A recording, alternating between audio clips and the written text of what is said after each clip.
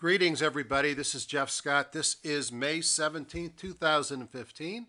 Just got back to South Florida from the Las Vegas Money Show and the John Person Trading Summit. And I can say this will be a short one, but it never is. I'm sure this will be about 70 to 90 minutes of my market review.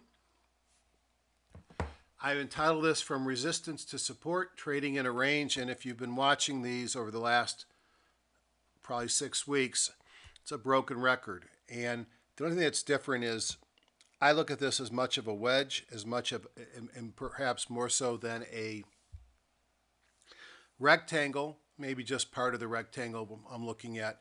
And the top to bottom, the support to resistance, is getting closer and closer, so that we're now, as I'll mention later, we're actually going from one to the other, sometimes in the same day. It is approximately 3 p.m. and the futures are not open yet, so we don't need to look there. As always, this is for educational purposes only. Anything recommends in the spirit of education, not investment advice. I'm a doctor, not a broker. I am truly independent. I get no fees from any manufacturer, any trading company, any software company. I have paid for all my own software, and the opinions I give are my opinions and solely my own opinions. Trading involves risk, and you alone are solely responsible for any investment decisions you make. I have upcoming training, which we'll talk about soon, and I always think of my training as teaching you to become your own guru. I don't have a brand. I don't have books, and although I've been involved in a couple of indicator creation, I'm not a guru. What I am is somebody who studied the markets for quite some time, who spent tens of thousands of my own money on software and education and put together a way of trading. And I like to teach people some of the things that I've learned over the years so that you can become your own guru. I always spend a few minutes here, and just to remind everybody, I would consider my basis of my trading, sorry about that, in CanSlim, and specifically the work of William O'Neill. But CanSlim can be improved upon. And frankly, CanSlim hasn't been working well the last year and a half, and I've looked at some of my other techniques. But CanSlim has been improved upon by Gil Morales and Dr. Chris Katcher, who've got a number of books in the market and introduced us to things such as Bible gap-ups and pocket pivots. Ian Woodward and Ron Brown, Woodward and Brown Investing, through their partnership with George Roberts and HGSI Software, automating much of what I had to do by hand or cutting and pasting in the newspaper in the past, as well as innovative new indicators and really improving CanSlim. Alexander Elder, I think he's a great way of thinking about the market. His books are very educational. I use some of his indicators. Tom Dorsey, I'm not a point and figure guy, but I do like how he does comparative relative strength, and I think there's a lot of synergies between his thoughts and how I trade and how I look at rotation within the market. Van Tharp for position size and money management. Anna Cooling, probably the best and least expensive way of learning volume spread analysis. Frankly, rather than spending thousands of dollars on programs that you will never use, based upon my experience, you can get at no charge a volume price analysis plug-in for Thinkorswim, and then read Anna's book, which you can get for $4.95 on Kindle, and you will be most of the way there. And then my buddy, oh boy, I got to stop using the mouse to do that. My buddy George Lee down in the lower left corner, who is my trading friend and also educating friend. We'll be doing the joint session in February. He'll be coming in from Canada. And then a few comments about this guy here, John Person. John's become a good friend of mine. John and I spend a lot of time together. I've been a customer and student of his for probably a decade. I put 2 of his more current books up there. John has brought some great things to trading, and what I like about John is his stuff is consistent with what I do. It's top down, it's market first, it's sector industry, and then the best stocks in those industries.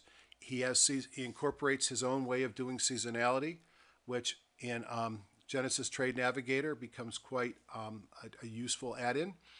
And he also has a number of great indicators, high closed dojis, low closed dojis, person buy signals, which are available in multiple different software products, including Thinkorswim, where some of it's available for free. And what I like about him is he's created some reproducible signals that help me improve my trading. Have I moved beyond HGSI? I would say I've improved my execution, and I've added to my toolbox by really getting to know John's indicators and John's teachings. I look at HGSI, the software, as the world's best tool for industry and sector rotation. I love the charting platform. It's the only platform that has several of the proprietary indicators that I like to use.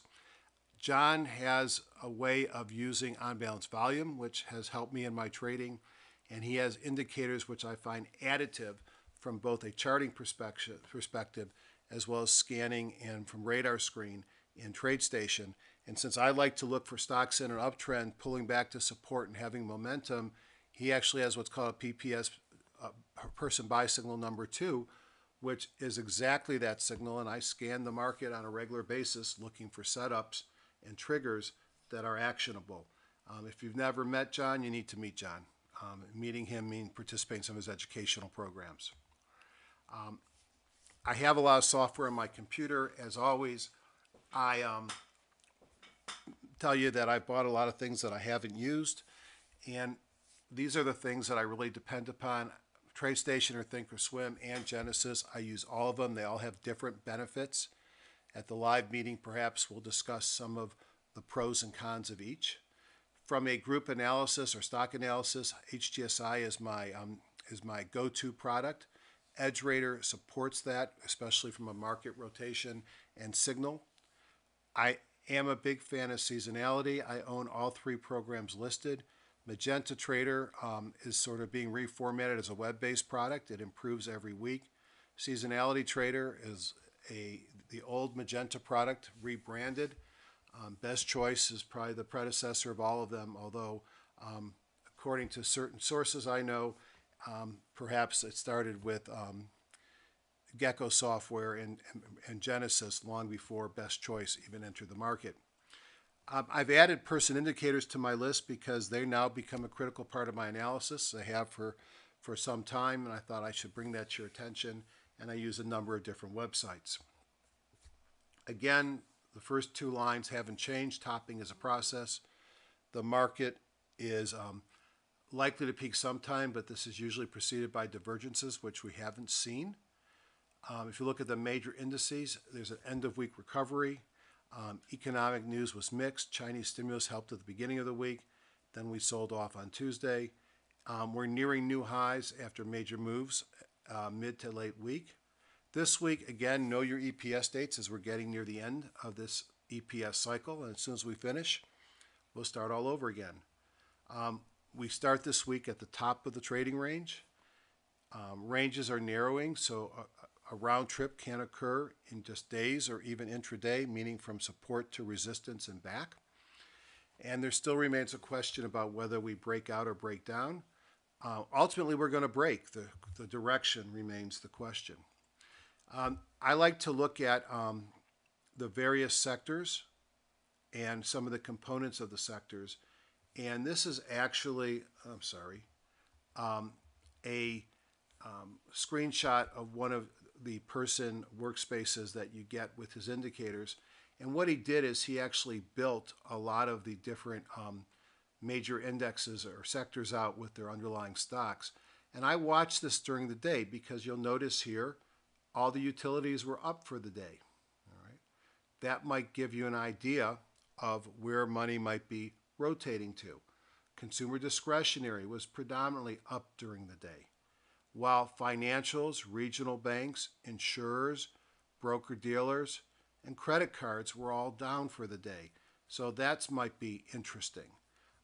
The advantage of looking at it this way is this is real time. It just gives you a sense of where strength and weakness are in the market. As always, I talk about markets are cyclical. We've been living sort of at this top in a Darvis box between support and resistance. And every time it seems like we're going to break to the downside, we rally. Every time we seem to be breaking out, we fall back into the trading range. Well, on Thursday, it felt like we were breaking out, but at this point, I still have to see, and we'll take a look at the charts. You have to approach the market differently based upon the cycle. I don't think this is a time to be a hero. You should not be making major bets one way or the other because there still is indecision in the market. Doesn't mean you shouldn't be trading. It doesn't mean you can't be long or short. That's personal preference. But maybe this is a time to be raising cash, having smaller positions, selling premium until the market declares. Certain trading styles, such as CanSlim, I think have been chewed up and spit out this week and in the last several weeks. And I think the best way to deal with that is to have less positions, smaller ones, while you're sitting on cash when the market makes a move. As always, I like to include some of the basic news and expectations of earnings for the coming week. As always, my quote, it's a judgment call to hold stocks over earnings.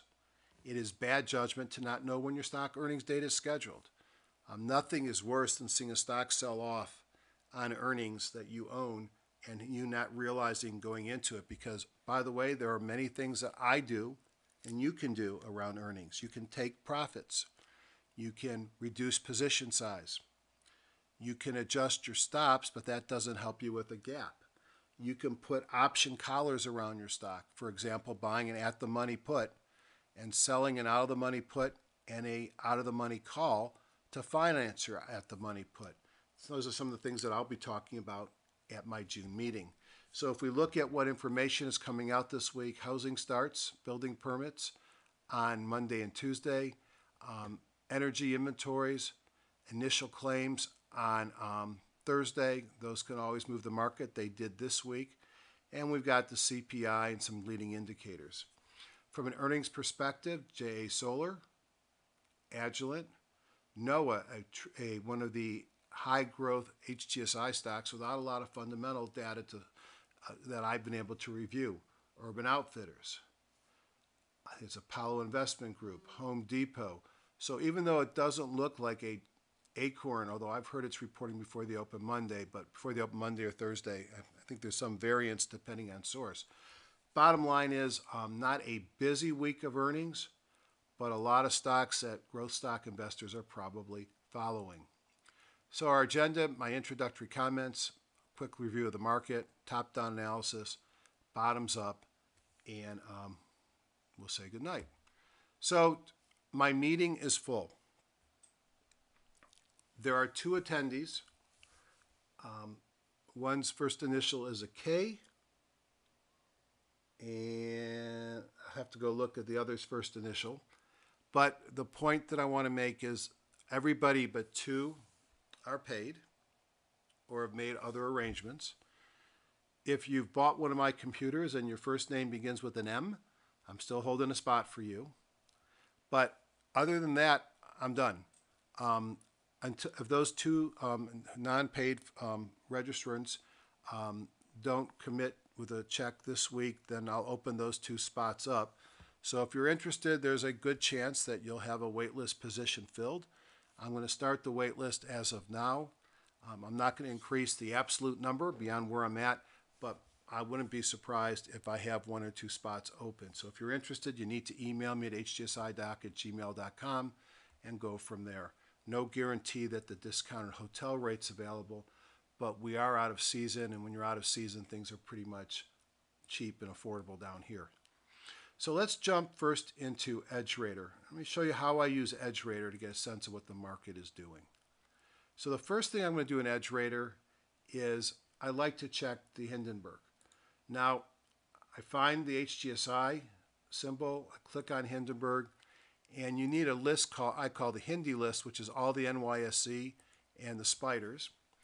And then I'm going to hit run. There's been a little bit of change in how EdgeRater works. Now it's going to open up a spreadsheet. And it will open up in a second. For those that don't know the Hindenburg, this is a signal that if you get multiple firings in a short period of time, It might suggest that the market's about to roll over. There's not been a major correction in 50 years without a Hindenburg omen, yet only 1 out of 4 Hindenburg omens has played out as to be something significant. Hindenburg omen is when new highs are less than twice the new lows. McClellan has gone below zero. The moving average of the NYSE is up.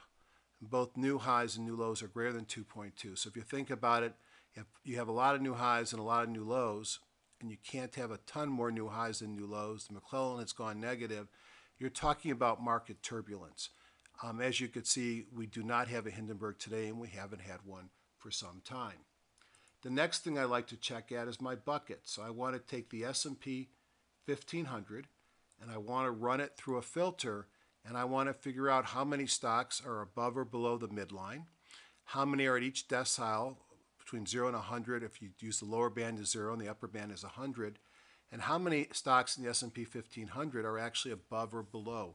Why? Because as I've proven over the last couple of years and done some research, when you get, and this also came from Ian, I've done my own research, Ian's done his, but when you get to extremes, it's a sign of overbought or oversold and you get reversals.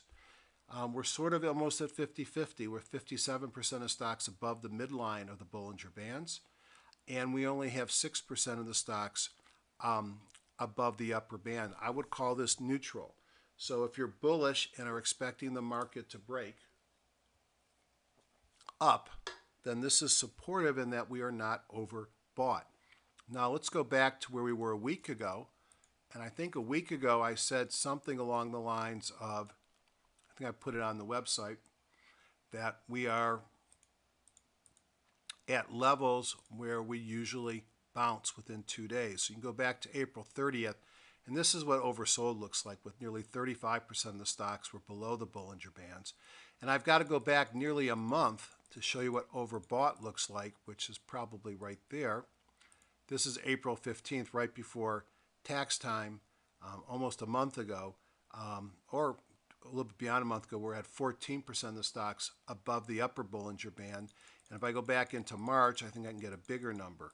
So the market oscillates between overbought and oversold, 16% on March 20th. And you can get a sense of where the market's likely to go when you're at extremes. We're not at extremes. Another thing I like to run within the Woodward and Brown category on EdgeRater is the market summary, and get an idea of what are the markets doing. Do we have buy sells or sell sells according to the Woody indicator? And so I look in the first group of columns for kahunas in the major indices. I look at the percent B, where those that are up at 0.7 and higher, meaning in the top 30% of their bands, are green, and the lower 30% of the bands are red. And so you can see most of the indexes following the kahunas that occurred on Thursday are now in the green zone, which means they're trading near the upper part of their Bollinger Bands. And then this is the Woody indicator, which is percent B times bandwidth, where we've color-coded buy signals, sell in red and chop in yellow. And you could see that we've been in a period of chop ever since we came out of the bullish signals in early March. When you get long periods of green, it's your friend. You know you are safe to be long. When you get long periods of red, it's a time to be thinking of being short of the market. The challenge is we've been living, except for some small glimpses of green, we've been living in chop, certainly going back since tax time. Another thing I could do in EdgeRater is I could do sort of a what's working now picture. And go to, let's see, it's in, gotta remember where these things hide.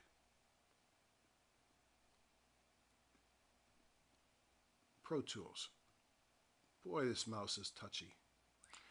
Look at a group rotation template, and I only want to look at stocks that are tradable to me, and to me that's $2 and $150,000.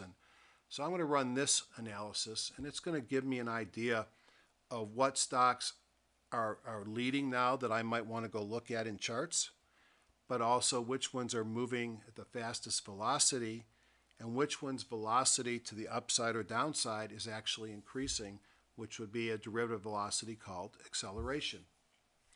So it's basically calculating this right now.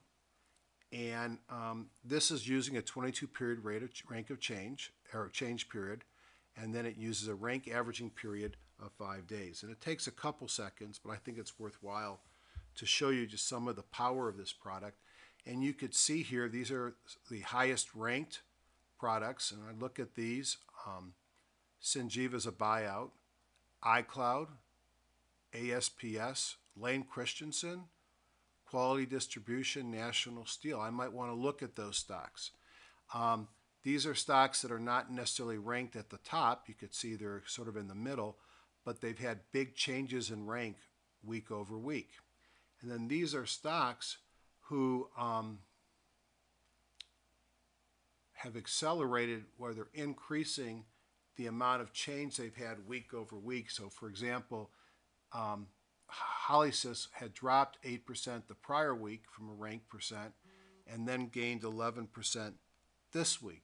So accelerating stocks might be turnaround stocks for perhaps. And you'll notice that many of these had dropped the prior week. And then the bottom 10. Clearly you don't want to be owning many of these stocks. And then velocity and acceleration to the downside. The other thing that I use EdgeRater for, well, I use it for a lot of things, is many of you know that I'm a fan of buying pullbacks in an uptrend. So we have a template that looks for stocks that are pulling back in an uptrend. And again, I run it on my trading universe.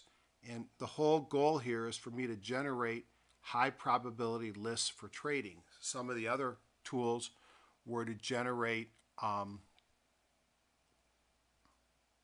market stories. So these should be, by definition, stocks that have been in an uptrend. So if we look at Infinity Pharmaceuticals, all right, should be able to show an uptrend. This is one that had been in an uptrend from back in July of 14, pulling back from that uptrend. Certainly not the kind of, doesn't look anything that I'm going to find too attractive, but it's looking for specific patterns. They'll come to the top, and then I can take a look at them. Service Source International. I guess here's your uptrend and then the pullback. So there's various settings that I can use to try and find stocks that meet my criteria. I have one for pullbacks in an uptrend. I also have one for retracements in a downtrend. And then probably improvements upon this are the ABC up and ABC down, where I'm looking for specific chart patterns that for me are high probability that I would use to find potential trading candidates. So I know some of these stocks, I looked at my charts already.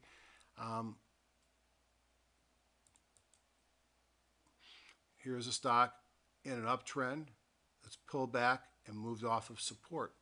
This is one that I find, this is a pattern that I like to find. So the goal here is creating scans that find your A trade, whatever that might be. Now, perhaps you're a big fan of Morales and Katcher, and what you want to do is generate stocks that are firing in the types of signals that Gil has created. And so this is a code blue scan, which you can do in EdgeRater, or frankly, you can also do a similar scan in HTSI, and many of these stocks made my buy list. This is one that broke out last week, Casey's, but pulled back to support, and it had a pocket pivot and a kahuna come in on Friday, Casey General Store. Another thing that I use this for is there's a George Lee signal. So look for the Canadian with the hat on. And he has a daily, weekly, and monthly squeeze. Let's look at the daily squeeze so I can show you the types of things that we run in there. And again, I'm going against the same trading universe, and I'm just looking for trading ideas. And it combines a squeeze, as you can read here, with things such as PSAR breakouts, MOBO breakouts, pocket pivots, Keltner channel breakouts, both breakouts and breakdowns. So again, another tool that I might use to find stocks. So I might say, let me start by ranking. I don't want to do that.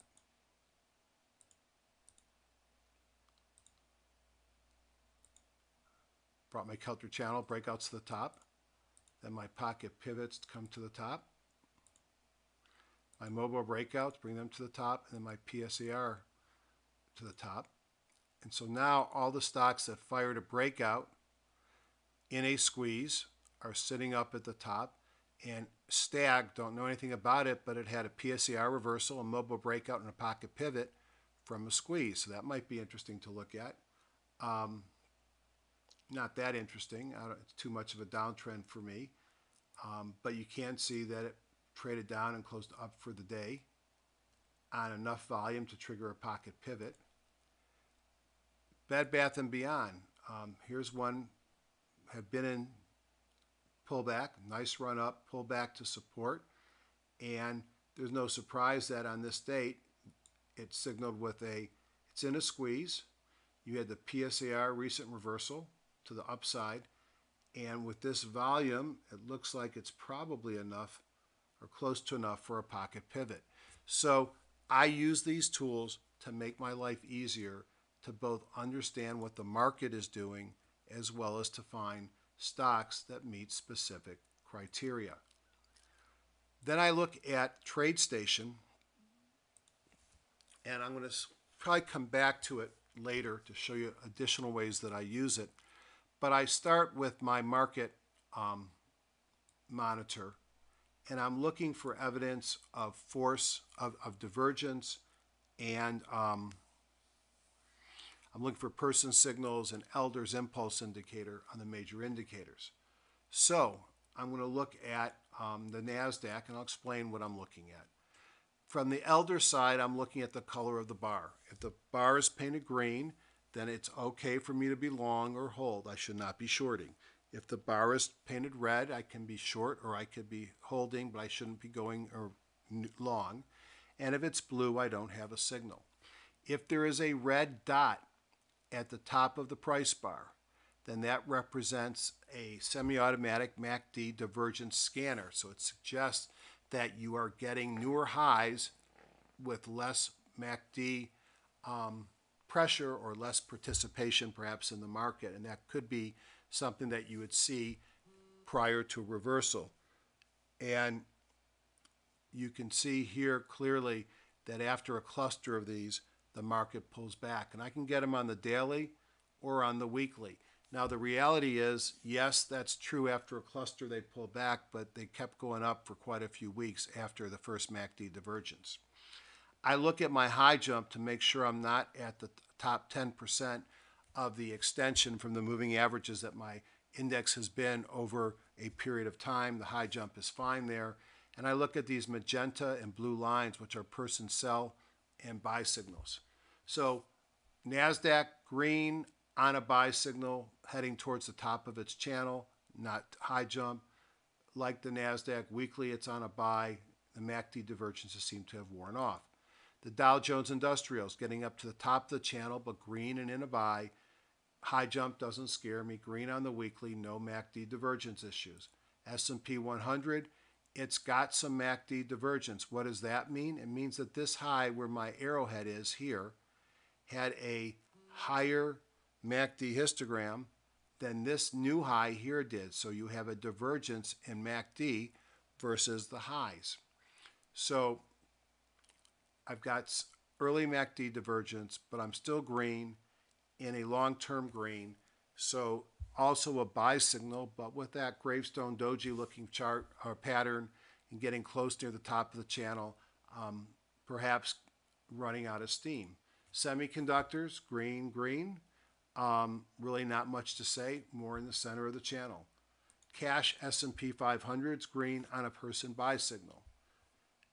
S&P futures, a little MACD divergence starting to come into them. Again, we can run up multiple weeks in a row before that's a problem.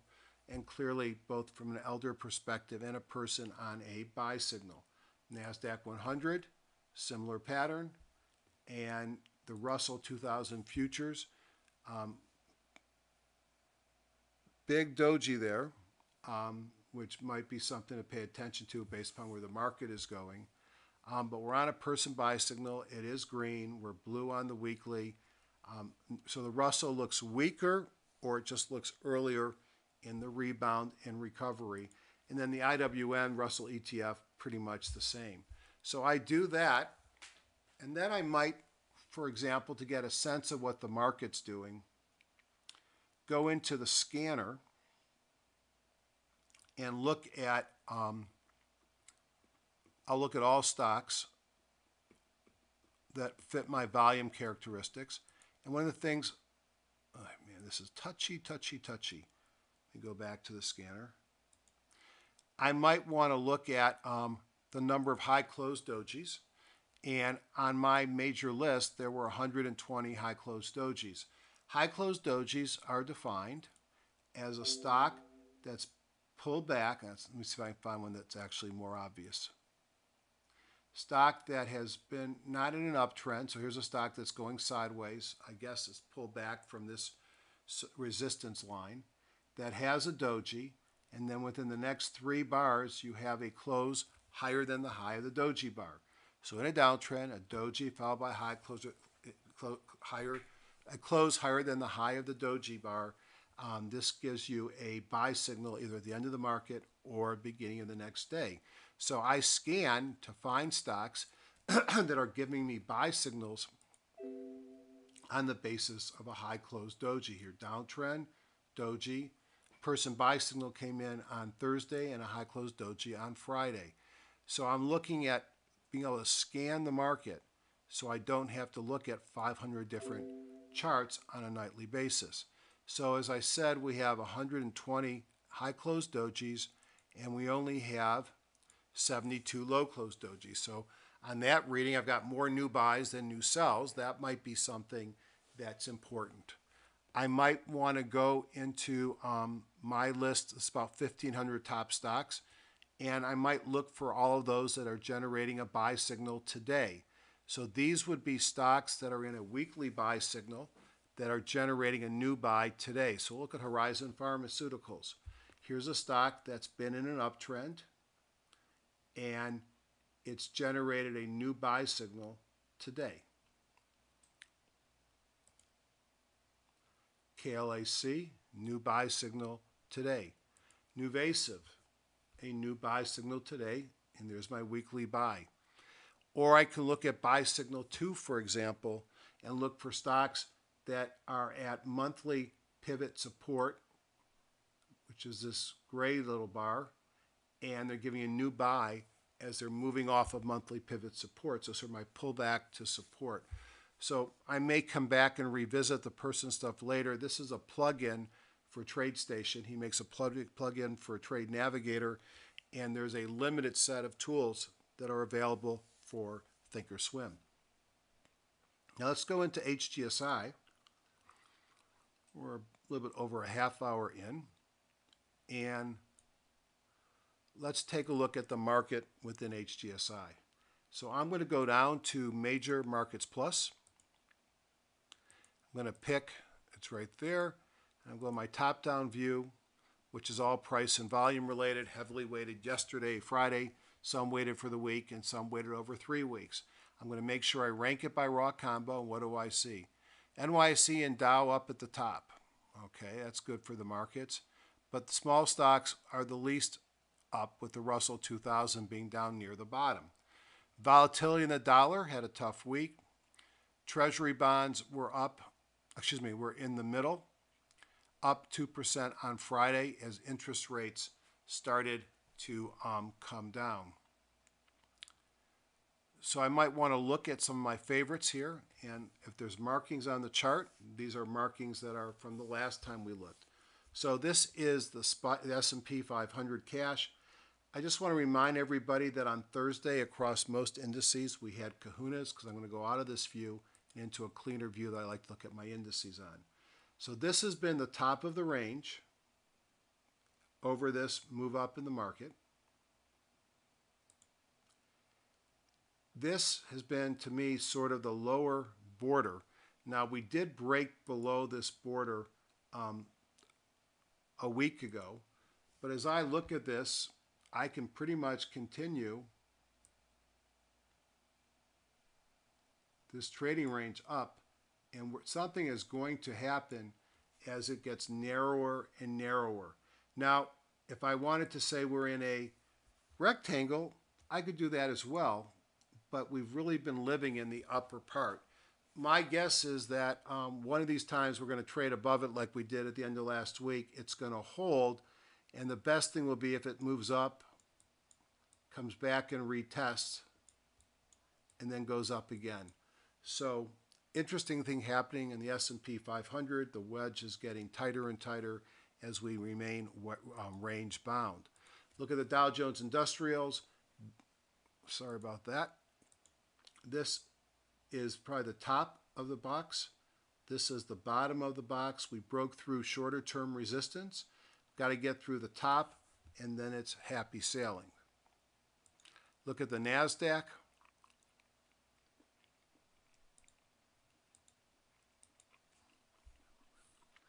Nice steady uptrend in the middle of the channel. Look at the Russell 2000. Broke out of the channel, trying to retake the 50-day moving average. Clearly the weakest pattern that we have. The dollar in a pretty strong down move, as we called a couple weeks ago, right there. The VIX also at probably a important low. Now, I won't get excited about the VIX until it actually moves up and probably until it takes out the 200-day moving average. But the VIX has been a non-issue. It makes buying puts protection cheap, and a rising VIX will be associated with a sell-off in the market. So quiet VIX is still a positive thing. If the dollar's weak, then what does that tell you about silver? I'll show you one thing that I thought was interesting this week is on my scans within Genesis Trade Navigator.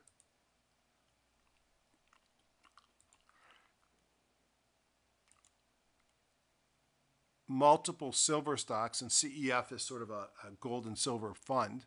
AGQ, ProShare Silver, Physical Gold, SLV, USLV, all were positive. So let's look at one of these, and I can show you some of the power of Genesis Trade Navigator.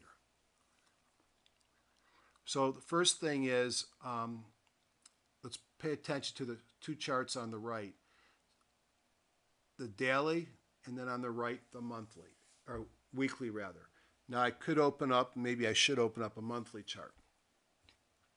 What we have in here are person's pivots, and they're set for weekly pivots, I believe. Daily pivots. Let me turn those pivots on to monthly pivots. Is that going to do what I want? All right, so let me, oh, I don't want monthly bars. Hold on, my bad. The pivots are monthly pivots. And what I see here is, obviously a pullback. Let me see if I can get some more data on here. Silver has been in a deep doo-doo pullback, but volume has actually broke out above the moving average here in the middle of April and has now been broken out. I've got a buy signal came in on silver on the person indicators this week, and I've got a weekly buy signal here. So I'm able to look at on-balance volume in multiple time frames. And then the other neat thing is this right here. And this is a leading indicator of seasonality. You can see that that's my last price bar, which would be on Friday. And it shows me that over the next couple of days, silver actually runs up, and then I get into a seasonally weak period of time. And that might affect whether or not I wanted to go long or not based upon these signals. The fact that so many of the signals are gold and silver, I thought was somewhat remarkable.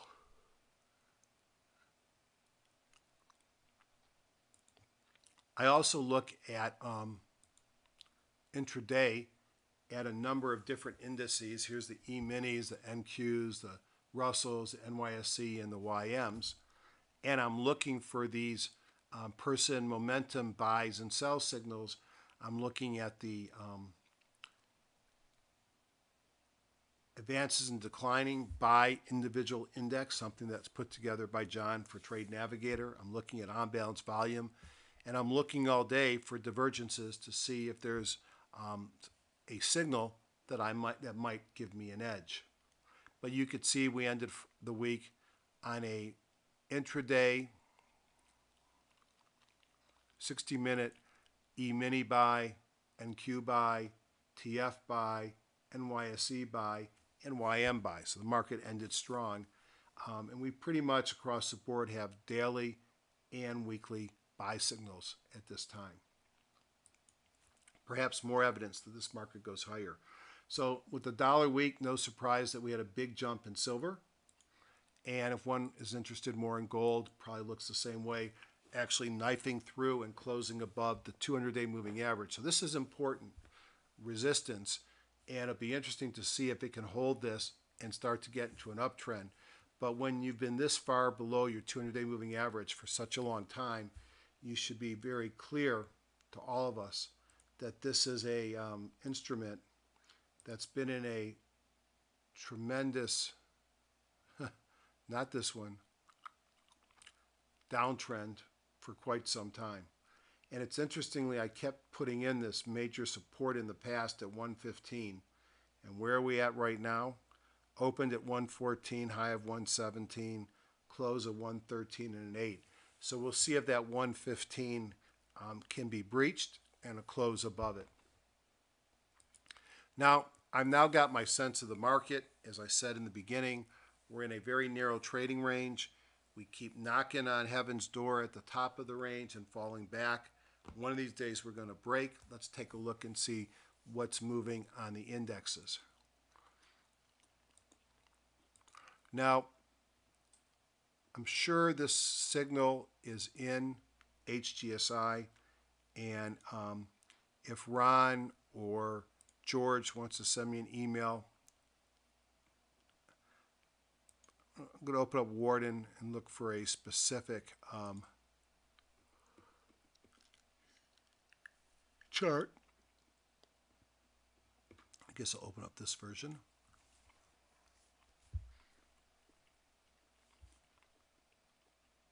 What I'm going to look at is interest rates, because I think they have a big bearing on the market this week. A very big bearing. So JTNX.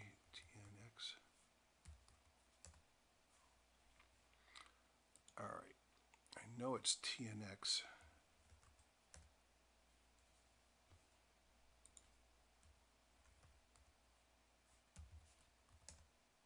All right. These are the 10-year Treasury Yield Index. So this is actually showing you the interest rates on a 10-year note.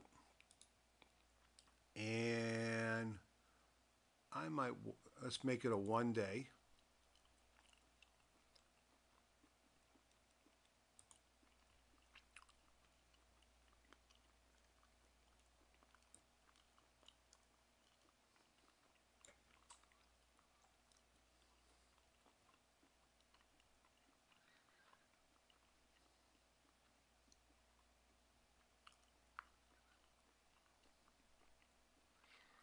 No, for some reason, it's still a 2 day. Hold on a second.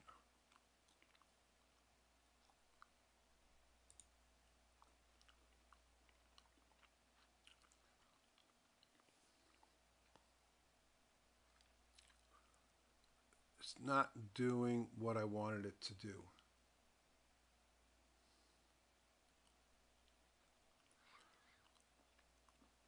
Well, what I wanted to look at was, I thought the rates had dropped on Friday, so something isn't making sense to me.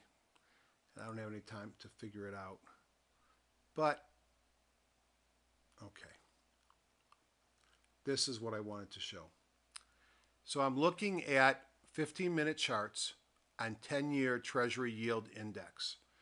And what happened was early in the week when the market sold off, it was associated with us trading up to 2.3% on yield on the 10-year treasuries. Rising interest rates are good for certain elements of the economy. They're good for banks, they're good for asset managers, and they're good for insurance companies. They're bad for utilities, REITs, asset managers, dividend-paying stocks, MLPs, bond funds. So we had rising interest rates, and then for the rest of the week, these interest rates sold off, ending the week at 2.14. So if rates are falling, that tells you that this should help the REITs and the utilities and the dividend payers and the MLPs and the asset managers, and falling rates should help the bonds, while at the same time it should hurt those other entities, banks and insurers. So if we look at TLT, you can see that it started trading up last week, and whether this is just a rally because it had fallen 10% and it was oversold, or is this a rally because of the interest rates dropping, I'll never know. So if you look at the industry group movement, it shouldn't surprise you with interest rates falling that REITs, utility networks, integrated utilities are up right near the top. So falling rates are good for home builders, up near the top. If you want to look at dividend payers, look at some of the marine shipping indexes. They certainly been, and telecom carriers. So a lot of what's happening in this market is being driven by those interest rates. So if we right-click on REITs, we can see a group of entities that had sold off some and now are moving. So this is, number one is Extra Space, EXR, pull back to the 50, and here's my favorite signal, a kahuna off of the 50 with a breakout. That looks great, but perhaps it's already run too much, but it's broken out to new highs. That is Extra Space. Ventus, big sell-off, positive move on Friday, perhaps related to the interest rates falling. Healthcare REIT, HCN, similar story, big sell-off with the comeback the last couple of days. General Growth Properties, pull back to the 200, moving up the last couple of days. I could show you that same pattern on 50 different REITs. They were selling off as interest rates went up, but as interest rates have backed off, they've become more attractive. Semiconductor devices, a lot of things to like here. One of my holdings here is Ambarella, and again, this is one of my favorite stocks and one that'll be a model during our meeting, because here is a stock, and let me just take a deep breath and go over what's on this chart. For those that are new, the top two green bars here that are showing are bongos. The top one is a weekly bongo, the second was a daily bongo. That's a proprietary market timing indicator and stock timing indicator that I was involved in the development a decade ago. The third box down is accumulation distribution. Green is good, red is bad. 13-day and a 2-day force. I have my high jump bar with green candle lows and red candle highs in it. Then I have a bar here that does have Bible gap ups. You have to go far to the left to find one on Ambarella.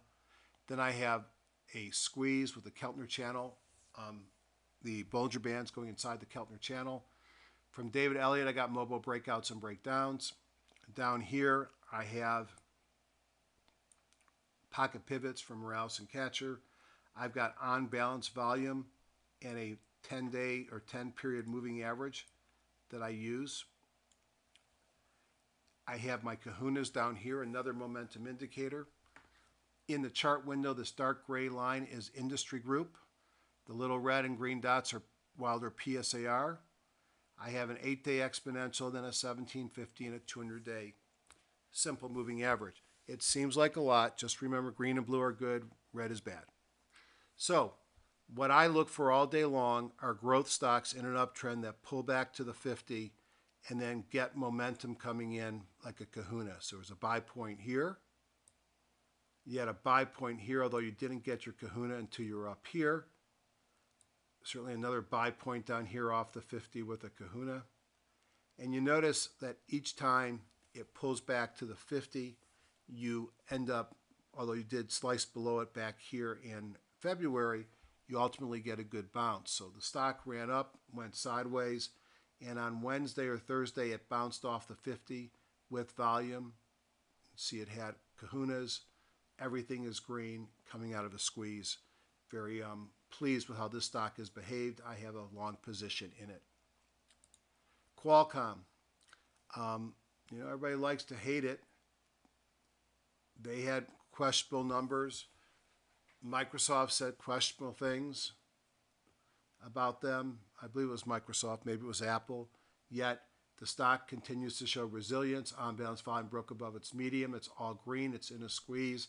I'd be a little bit concerned with overhead supply at the 200-day moving average. You can see the strong group strength. Xilinx. You can see on-balance volume broke above its moving average back here when the stock was down. What a great chance that would have been to not only look at taking some shares, but also watching this closely so that you follow it and potentially jump in at a later date. But a reversal on on-balance volume at a bottom would have been very interesting. So OBV leading price up. Price looks good. You had a PSA reversal and a kahuna. Still looks good to me. Avgo Technology. Here's my pattern. Up, sideways. Kahuna off the 50. AVGO. Intel less exciting below the 50.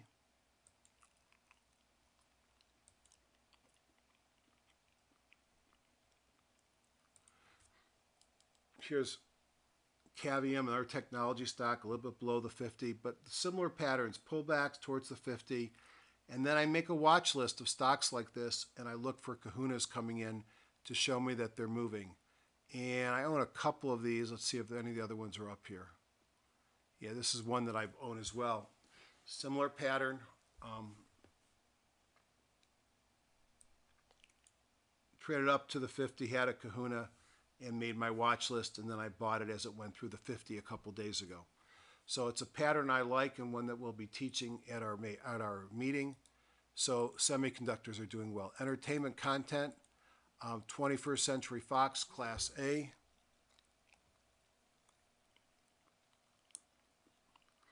This is a very loose-looking stock, small dividend coming up off of a deep pullback, sort of like where it wants to bottom. Not my kind of stock. Time Warner is my kind of stock. It's a little loose, lower left, upper right. What do I have that I call it my kind of stock? Well, if I watch it go through a couple of days of action, nothing. Ooh, mobile breakup from a squeeze and a kahuna off the 50-day moving average. I'm in, and we'll see what happens on Monday. So a little bit looser than the others. Slight uptrend, sideways, breaking out with a kahuna off the 50-day moving average. Walt Disney, a lot tighter pattern. Not extended, but not sitting on the 50-day moving average. So I'll go down through the top 10. Infrastructure software. Don't know much about B Square. I think I saw, I don't know if they had earnings. This is a hard one to be in as it was selling off down to the 200-day moving average. Something happened on Friday. It was a Bible gap up. Let's see what the web tells me was the more information.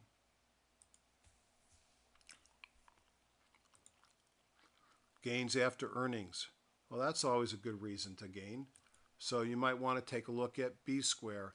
And then PANW, really, what a great stock. If you want to look at tight, lower left, upper right, doesn't give you a lot of opportunities to buy. But what it does is it runs up and it goes sideways. It runs up and it goes sideways. So I look to take a position as the stock goes sideways, pulls up to the 50, and here you go again off the 50 with kahunas, which would have been a great entry point. I know I sound like a broken record. That's the trade I like to take, and I take it all day long. Speaking of the trade, Rite Aid. How about Rite Aid? Does this look familiar? Uptrend, pullback at the 50 with a kahuna and a squeeze, also mobile breakout. I like Rite Aid here as well. Casey General Store had a big run. I'd have to do some research. My guess is it was another earnings beat.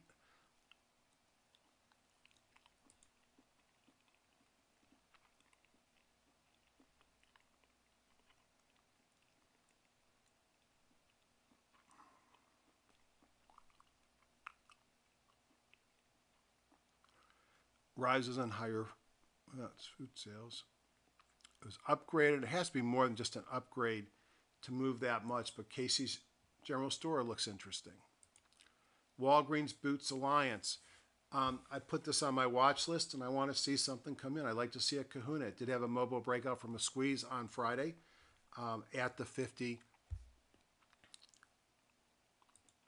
Kroger's, not quite at the 50, but big uptrend, pullback, and ready to move again. Utility network, hard to get excited about these, but you're buying a dividend play, which might be good if the market rolls over. Don't like this one, so I'm not even going to talk about it. Source, slow uptrend, breaking out with mobile breakout squeeze and Kuna on Friday, pays 2.3%. Sempra pays 2.6%. Some of these are payment all-stars. American Waterworks pays 2.5%, pulled back to the 200. I'm not a big utility guy, and I think you pick them based upon chart pattern and dividend. E-commerce discretionary. Netflix is on fire, breaking out to new highs. I wish I was in this. I'm not. I usually only play it around earnings when I have an edge. And this thing is defying gravity, breaking out of a high base on Friday with a kahuna. We have Alibaba, which I am in on a vertical call spread, breaking out this week on earnings, trending up. JD.com, which put in a nice cup and a handle, now waiting for the breakout. Telecom carriers, again, dividend plays, which become more important in a low interest rate environment. Hard to get excited about this sideways loosey-goosey chart, but AT&T, do you think they'll be here come December, regardless of what market meltdowns we see? Absolutely. What do they pay? They pay a 5.5% dividend yield. Maybe I should switch everything I own to AT&T, 5.5%. And this stock has gone sideways basically within a range of 38 and as low as a little bit less than 32 since 2012 while paying a 5.5% dividend. Kind of attractive in my mind. China Mobile had a big run up, pulled back, pays a 2.6%. Frontier in the penalty box selling off last week. So AT&T looks interesting in this group if I had to pick one. Renewable energy, some of the solar stocks have been on fire. SUNE, this is a Dan Fitzpatrick favorite, broke out above a squeeze in the 50-day moving average, had its kahuna back here in late January on a great 45-degree angle up. SUNE. Solar Edge is an IPO that's been on fire, probably somewhat driven by its huge earnings estimates. I own a couple of these. I own some CSIQ, and I own some JKS. JKS had a big run. I like to see it break out. It's sort of at the top of its run. And Canadian Solar, similar pattern. Maybe they're starting to stall out. Has had great earnings per share growth, and it looks like it's slowing down going forward. So solar has been strong. JSO, just looking at this because it's an earnings play for this week, sort of setting up. I might look for this intraday to pull back to the 50 and bounce and potentially give me an intraday kahuna that might make me interested. And then number 10, more utilities, and just to look at a couple of these and show why people like them. They've had a big correction, but they paid dividends, 3.6 on Exelon, 3.0 on Nextera, 4.2 on Duke, and so on and so forth. So that's where it's working right now. What's not working? Let's go to 2-day down.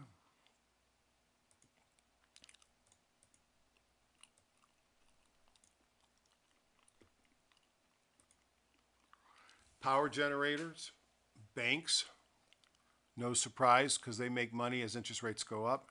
Life insurance, wealth management, brokers, insurance, investment managers. So those entities that do better in a low interest rate environment are going the wrong way. So what I've done is I've gone through the market. I've identified some of the leading industries. Because this market has been whipsawing, I'm backing up to a 5-day force, and you could see on a longer window, I bring in biotech and specialty pharma. We'll look at a couple of those. And we've identified in these leading industry groups certain stocks that look like they're working right now. Let's look at biotech. Right click, change index group. So Syngenta, Synergy, whatever, is a buyout, so I don't care. But here's one I've been talking about forever, Gilead, that finally broke out after squeezing for quite some time as the moving averages came together and sprung a big move this past week. Celgene, another big guy struggling to get above the 50-day moving average.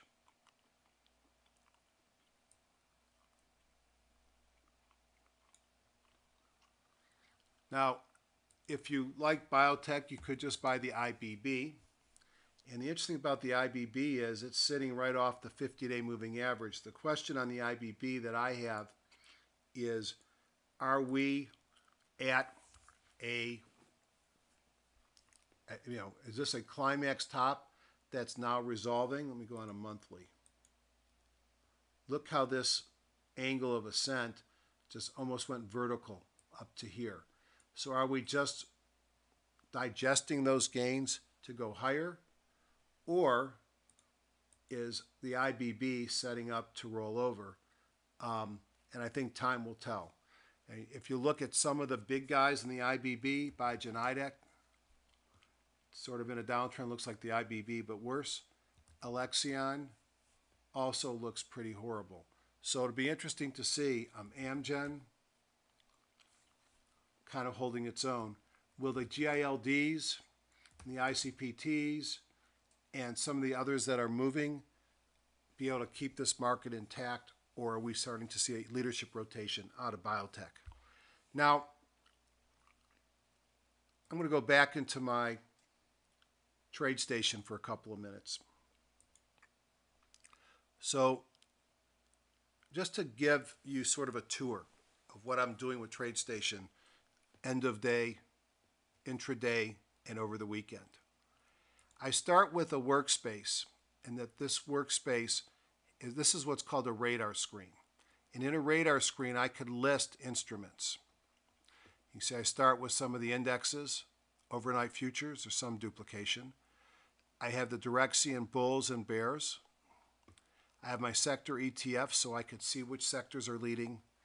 And this is just the top 20 for this year by Harry Boxer. Now, if I go across, I'm looking at what the volume is compared to average. I'm looking for green candle lows and red candle highs, ice hole failures. I'm looking for stocks that are squeezing and those that have a mobile breakout or breakdown in a squeeze. I'm looking for pocket pivots, both up and down, and viable gap ups, and I'm getting alerts on a real-time basis. Then I add John's indicators, and on a real-time basis, they're going to light up green if there are new longs on a daily. They're going to flash red if they're a new short. And so I'm scanning the market looking for new signals. Now, these are stocks that I either own or I follow closely. This is a potential buy list that I put together for this coming week that I'll be monitoring. I can look at other workspaces where I've incorporated the elder indicators. I have his charting platform where, let's pull one that, let's look at AMBA. So AMBA is one of my favorites, and let's look at it on a daily chart here. And AMBA, I was already following for some time, but on Thursday, it gave a high close doji signal and a person buy signal, while at the same time, OBV was breaking above its moving average. I had a buy signal that came in back here in February, and this was a buy signal. Let's see if I can get this going again.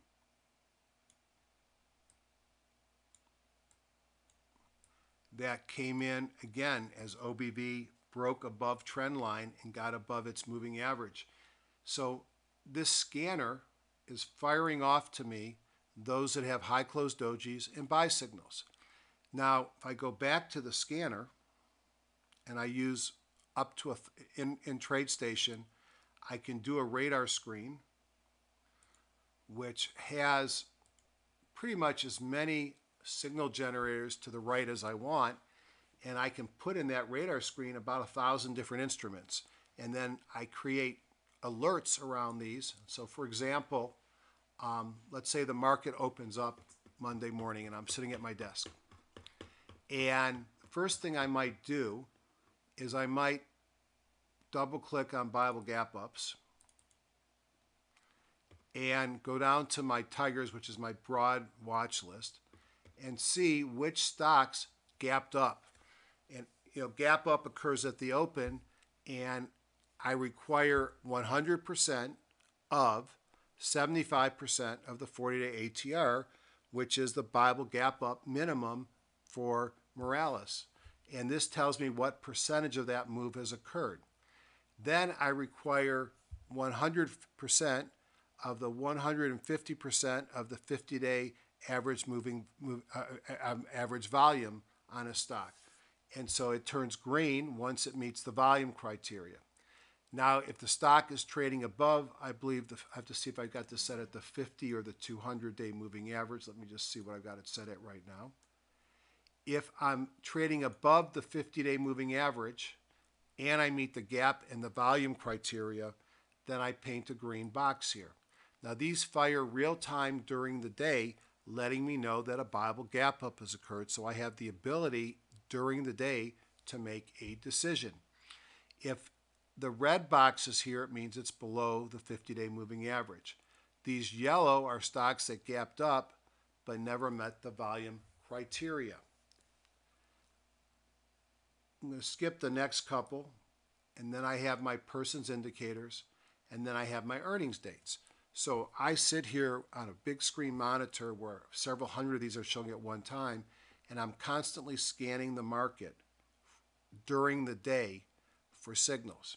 Now, the scanner only works end of day for the signals that I'm looking at. So I can take a very enriched buy list. I could look at John's basic buy list.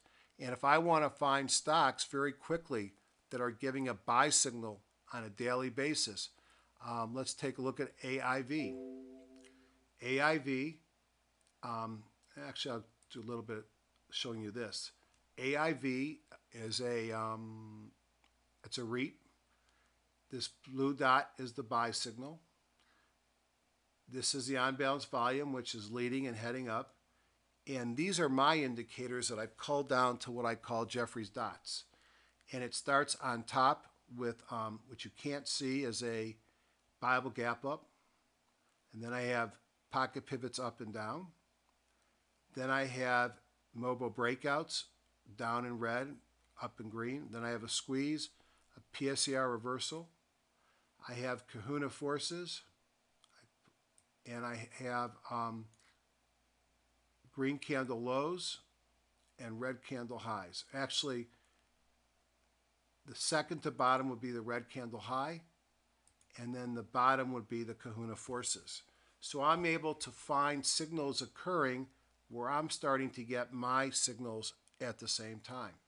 So I use this every night, and let's say that we heard utilities might be strong. From what we saw earlier, I've actually got a scan where I can look at utilities for buy signal 2.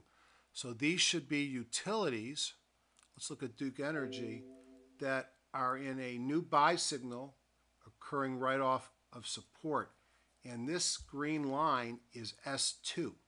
So here I have a buy signal occurring after I moved up off of S2. Now, what a great time to be looking to pick a high probability signal, a pullback to support with momentum coming in, and oh, by the way, on balance volume is kicked up.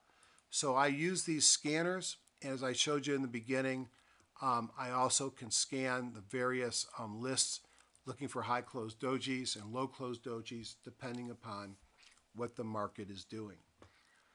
All this will be things that we cover in our upcoming meeting. So in summary, I think I can best state my case for the market by going down into Major Markets Plus, pulling up the S&P 500, and reminding everybody that, let me go into the cleaner view, that we remain in a trading range. That what we saw Friday could turn out to be a very big deal, but you could see that we've had fleeting moments above this trading range in the past. We did have 2 days of staying above the trading range, which is interesting. This trading range is getting narrower and narrower, so that we are at risk of a breakout or a breakdown, plus we are going from support to resistance and back again in a single day. So I'm going to be watching, because if we can pull back to this red line and then move further up, retest, let resistance now become support, maybe we get our uptrend. Now, for those of you who are pissed because you don't have TradeStation, let me show you a trick in Thinkorswim. In Thinkorswim, you can create, let me just do a new chart here.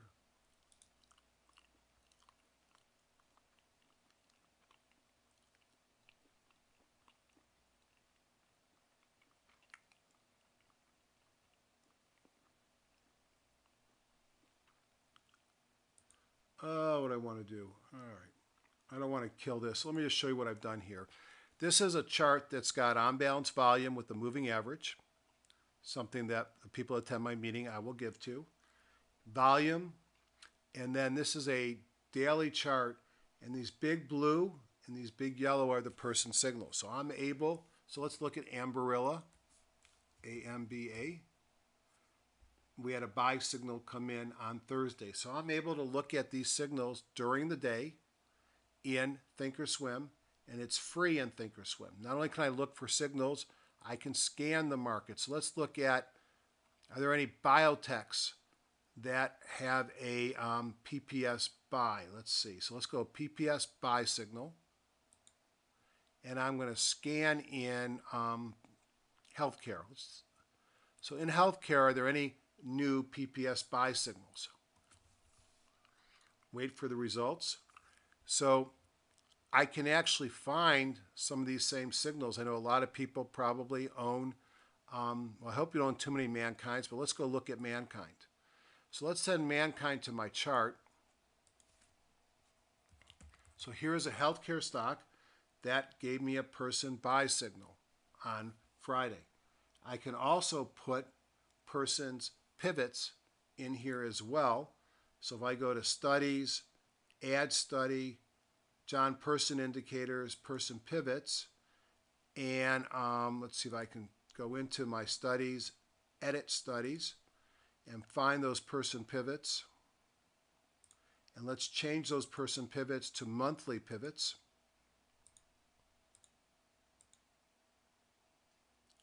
Now it kind of looks like my other product did. So now let's take a look at, here is monthly pivot support, and here is a stock that traded down into monthly pivot support, Mankind, and it gave us a person buy signal. So much of what I do in TradeStation, I can do at no charge in Thinkorswim, although it's a very, let me be very clear, a limited subset of what John does. And I can also do much of it in Trade Navigator. So on that note, I'm going to say goodbye. Hope you enjoyed this. If you want to be added to my wait list, I do expect 1 or 2 spots to open up. Please email me at htsIdoc@gmail.com. If you're promised that you're coming, haven't sent a check, you got a week to get it done, or else I'm going to free up spots. Except if your first name is Malcolm and you bought a computer from me, because I already promised you I'd hold it until you get clearance from work.